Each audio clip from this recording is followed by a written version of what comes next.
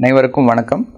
இன்றைக்கி நம்ம பார்க்க போகிற ஒரு முக்கியமான விஷயம் என்னென்னு கேட்டிங்கன்னா, நம்ம பரிசோதனைக்கு பொதுவாக சர்க்கரை பரிசோதனைக்கு போகும்போது வெறும் வயிற்று சர்க்கரையும் சாப்பிட்ட பிற்பாடு இருக்க சர்க்கரையும் இது ரெண்டும் நம்ம எடுக்கிறோம்.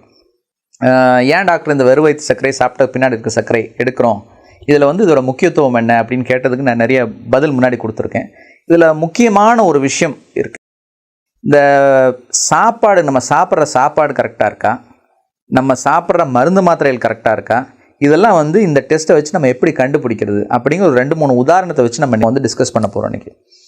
இந்த வெறும் வயிற்று சர்க்கரையும் சாப்பிட்டதுக்கு பிற்பாடு இருக்க சர்க்கரையும் பார்க்கும்போது நம்ம ரொம்ப முக்கியமாக பார்க்க வேண்டிய ஒரு விஷயம் போஸ்ட்பிராண்டியல் ஃபாஸ்டிங் டிஃப்ரென்ஸ்னு சொல்லுவோம். அதாவது சாப்பிட்ட பிற்பாடு இருக்க சர்க்கரைக்கும் வெறும் வயிற்று சர்க்கரைக்கும் இருக்கிற அந்த டிஃப்ரென்ஸ் எவ்வளோ அப்படிங்கிறது பார்க்கணும். இப்போ உதாரணத்துக்கு வெறும் வயிற்றில் 120 இருக்குது அப்படின்னா சாப்பிட்டதுக்கப்புறம் 160 இருக்குன்னா 120 மைனஸ் 160 டிஃப்ரென்ஸ் 40. டிஃப்ரென்ஸ் ஏன் முக்கியம் அப்படின்னு கேட்டிங்கன்னா, இந்த டிஃப்ரென்ஸ் நமக்கு நிறைய க்ளூஸ் கொடுக்கும். எப்படி நம்ம சர்க்கரை கட்டுப்பாட்டில் இருக்குது, நம்ம உணவு கரெக்டாக இருக்கா அப்படிங்கிறது.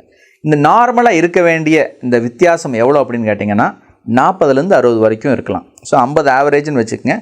நம்ம சாப்பிட்றதுக்கு முன்னாடி சாப்பிட்டதுக்கு அப்புறம் சர்க்கரையை கழிக்கும் போது உங்களுக்கு ஒரு 40லேருந்து 60 வரைக்கும் நமக்கு வேரியேஷன் இருந்தது அப்படின்னா நம்மளோட உணவு முறை கரெக்டாக இருக்குது, இல்லை நம்ம மருந்து மாத்திரைகள் கரெக்டாக இருக்குது அப்படிங்கிறது அர்த்தம். இதை ஒரு 3 டிஃப்ரெண்ட் பேஷண்ட்டோட ரிப்போர்ட்டை வச்சு நம்ம டிஸ்கஸ் பண்ணலாம் இன்றைக்கி.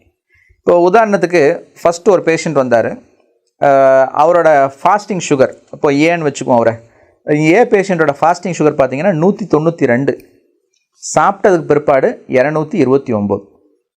இப்போ அவர் கிட்ட நான் சில கேள்விகள் கேட்டேன். நேற்று நைட்டு என்ன சாப்பிட்டீங்க, இந்த மாதிரி இது பண்ணீங்க, இதெல்லாம் கரெக்ட் பண்ணுங்க அப்படின்னு. அவர் என்கிட்ட கேட்டார், நீங்கள் மருந்து மாத்திரையை மாற்ற வேண்டாமா டாக்டர், எனக்கு சாப்பிட்டதுக்கப்புறம் 229 இருக்கே, இது ஜாஸ்தி தானே, இது மாற்ற வேண்டாமா அப்படின்னு கேட்டால் நான் மாற்ற வேண்டான்னு சொன்னேன்.